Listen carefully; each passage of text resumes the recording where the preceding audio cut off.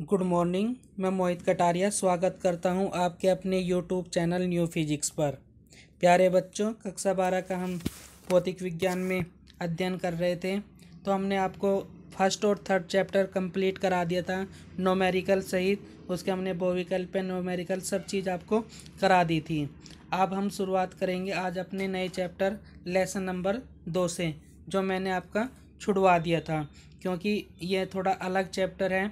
जो हमारा first chapter था और सेकंड थर्ड चैप्टर था, वो एक दूसरे से जुड़े हुए थे, इसलिए मैंने फर्स्ट और सेकंड आपको एक साथ कराया था। अब हम लेसन नंबर 2 पढ़ेंगे, जो हमने बीच में छोड़ दिया था। तो लेसन नंबर 2 का जो नाम है वो है हमारा गॉस की प्रमेय। ठीक है, गॉस थ्योरम बोलते हैं, गॉस की प्रमेय बोलते हैं। मोस्ट इम्पोर्टेंट चैप्टर है, अपने आप में पूरा ही चैप्टर मोस्ट इम्पोर्टेंट है। इस चैप्टर से लगभग 5 से 7 नंबर का पेपर पूछा जाता है, केवल इसी चैप्टर से। एक 5 नंबर का लॉन्ग क्वेश्चन तो इस वाले चैप्टर से कंफर्म आता ही आता है। इस चैप्टर से एक लॉन्ग क्वेश्चन जरूर पूछा जाएगा, तो इस चैप्टर को आपको बहुत अच्छे से समझना है। मोस्ट इम्पोर्टेंट चैप्टर है ये हमारा। तो और जिन्होंने अभी तक वे हमारे फर्स्ट और थर्ड चैप्टर नहीं देखे हैं, उन वीडियो का लिंक मैं डिस्क्रिप्शन में दे दूंगा, आप वहां से उनको जाकर भी उन वीडियो को देख सकते हैं। तो आज की वीडियो की शुरुआत करते हैं नए चैप्टर गॉस की प्रमेय से। लेसन का नाम भी हमारा यही है, गॉस की प्रमेय। तो गॉस की प्रमेय से पढ़ने के लिए पहले हमें कुछ छोटी छोटी चीज़ें पढ़नी होती हैं, जैसे क्षेत्रफल वेक्टर। तो क्षेत्रफल वेक्टर क्या होता है? जैसे हमारा ये कोई एरिया है ए, इसको हमें दिखाना है, तो इसको दिखाने के लिए हम बाहर की तरफ एक तीर का चिन्ह लगा देते हैं, किसी दिशा में भी लगा सकते हैं। तो जो हमने ये तीर का चिन्ह लगाया, यही कहलाता है हमारा क्षेत्रफल वेक्टर। यही हमारा क्या कहलाता है? क्षेत्रफल वेक्टर। और इसके साथ एक एकांक सदिश होता है एन कैप। ठीक है, तो जो इन दोनों का गुणनफल होता है, यानी एन कैप इंटू ए जो हमारा ये परिणाम, जितना ये क्षेत्रफल है हमारा ए, उसके साथ एन कैप की मल्टीप्लाई कर दिया जाए, एकांक सदिश की गुणा कर दिया जाए, तो हमारा क्या बनता है? क्षेत्रफल वेक्टर बनता है। तो यहाँ पर ये थोड़ा चित्र क्लियर नहीं दिख रहा होगा, अगर दिख रहा होगा तो आपको ये चित्र बना लेना है।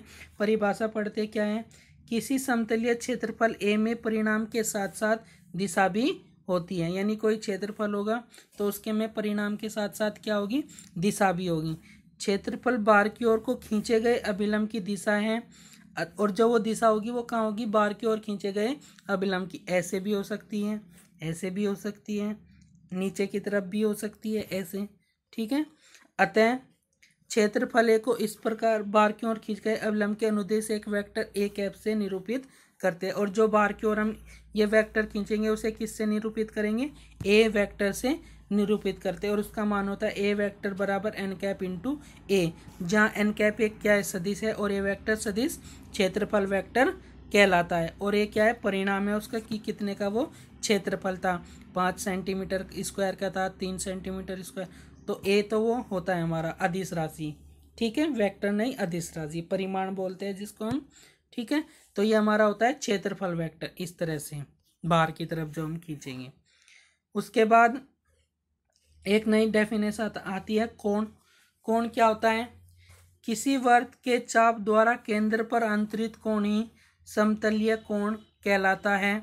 जैसे कोई वृत्त है, ये वृत्त का केंद्र है, इस वृत्त के केंद्र पर एक चाप ही हमने लगा दिया, एक चाप यहाँ, तो ये जो चाप है, इतना ये चाप बना, ये चाप जो यहाँ पर कोण बनाएगा थीटा, और इसकी त्रिज्या आर है, यानी वो चाप एस और ये त्रिज्या आर का जो अनुपात होगा वही क्या कहलाएगा? कोण थीटा कहलाएगा।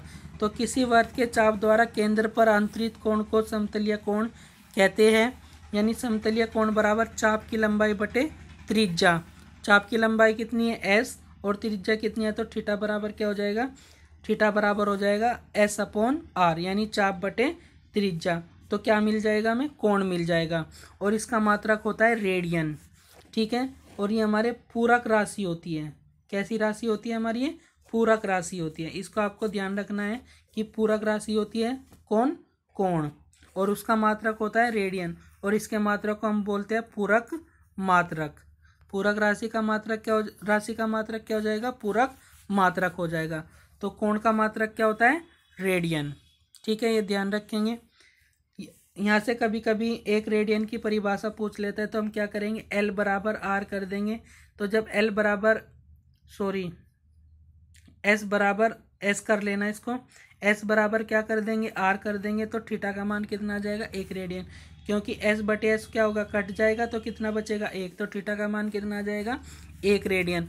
तो यहाँ से कभी कभी 1 रेडियन की परिभाषा पूछ लेता है, तो मैंने इन्वर्टेड कॉमा में लिखी हुई है, ये आपको याद करनी है कि 1 रेडियन वह समतलीय कोण है जो वृत्त की त्रिज्या के बराबर लंबाई के चाप द्वारा वृत्त के केंद्र पर आंतरित किया जाता है। देखो, वृत्त की जो त्रिज्या है वो उसकी चाप की लंबाई के बराबर है, तो जब त्रिज्या चाप की लंबाई के बराबर होकर जो कोण आंतरित करेगी कहाँ पर, वृत्त के केंद्र पर, तो वही क्या कहलाएगा, 1 स्टेरेडियन कोण कहलाएगा। तो यही लिखा हुआ है, 1 स्टेरेडियन वह समतलीय कोण है जो वृत्त की त्रिज्या के बराबर लंबाई के चाप द्वारा वृत्त के केंद्र पर आंतरित किया जाता है, कोण कहलाता है, या 1 रेडियन कोण कहलाता है। तो अगर कोण की परिभाषा पूछे तो कोण की परिभाषा आपको ये देनी है, यहाँ पर ये लिखी हुई है, ये इसका फॉर्मूला है, मात्रक ये है यहाँ पर। अगर 1 रेडियन की परिभाषा पूछी जाए तो फिर आपको यहाँ से ये लिखना, पहले फॉर्मूला लिखना है, उसके बाद ये वाली लाइन लिखनी है, और जो मैंने इन्वर्टेड कॉमा में लिखा हुआ है ये आपको लिखना है, तब आपको 1 रेडियन की परिभाषा दे सकते हैं। उसके बाद एक और पूरक राशि होती है हमारे पास, जिसे हम कहते हैं धन कोण।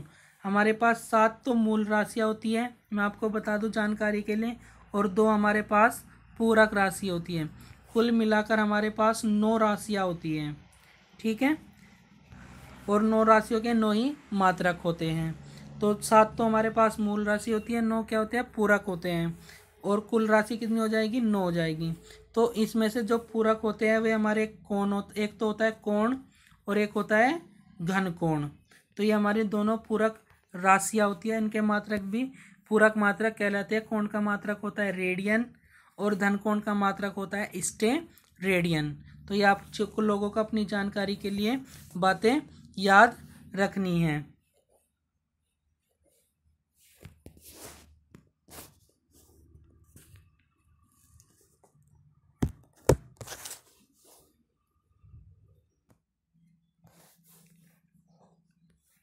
तो अब परिभाषा पढ़ते हैं धन कोण की। क्या है, किसी गोलीय पृष्ठ का क्षेत्रफल गोले के केंद्र पर जो कोण आंतरित करता है उसे घन कोण कहते हैं, इसे ओमेगा से प्रदर्शित करते हैं।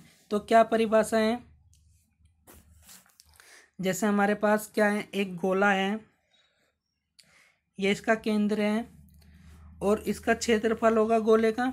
इस क्षेत्रफल का हमने एक छोटा सा भाग ले लिया और उसके किनारों को हमने किससे मिला दिया, केंद्र से मिला दिया। तो केंद्र से मिलाने के बाद यहाँ पर एक क्या बन जाएगा, कोण बन जाएगा। वही कोण क्या कहलाएगा, धन कोण कहलाएगा। जैसे इस चित्र में दिखाया हुआ है कि एक वृत्त है हमारे पास, इसमें हमने एक छोटा सा एरिया ले लिया और उसके सिरे को हमने कहाँ मिला दिया, यहाँ पर मिला दिया, और जो यहाँ पर ये कोण बना छोटा सा, यही क्या कहलाएगा, हमारा धन कोण कहलाएगा। यानी किसी गोलीय पृष्ठ का क्षेत्रफल, ये गोलीय पृष्ठ का छोटा सा क्षेत्रफल था, गोले के केंद्र पर जो कोण आंतरित करेगा, गोले के केंद्र पर एक कोण आंतरित कर रहा है, तो उसे हम क्या कहते हैं, धन कोण कहते हैं। इसे ओमेगा से प्रदर्शित करते हैं।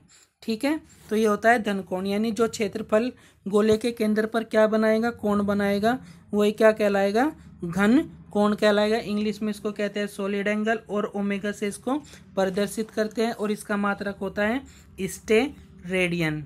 स्टेरेडियन।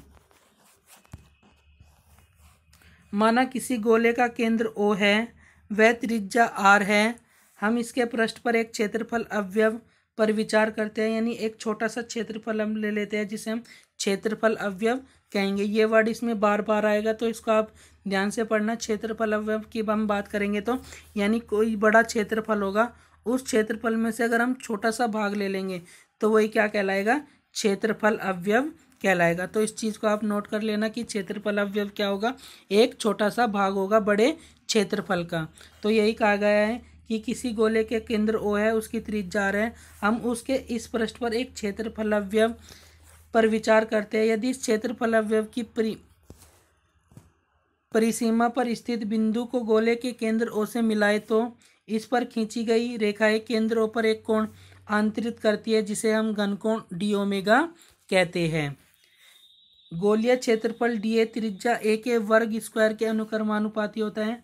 जो हमारा क्षेत्रफल होता है वो त्रिज्या के स्क्वायर के क्या होता है, अनुक्रमानुपाती, अर्थात निष्पत्ति एक, तथा उनकी निष्पत्ति क्या होती है, एक नियतांक होती है। यानी जब हम डी ए अनुक्रमानुपाती एक आर स्क्वायर लिखेंगे, अनुक्रमानुपाती का चिन्ह हटाएंगे तो एक कांस्टेंट आ जाएगा डी ओमेगा आर स्क्वायर। तो यहाँ से डी ओमेगा का मान निकल जाएगा डी अपॉन आर स्क्वायर। तो यही हमें लिखा हुआ है डी ओमेगा बराबर D A upon R square. ठीक है, तो ये फॉर्मूला भी आप इसका याद रख सकते हैं।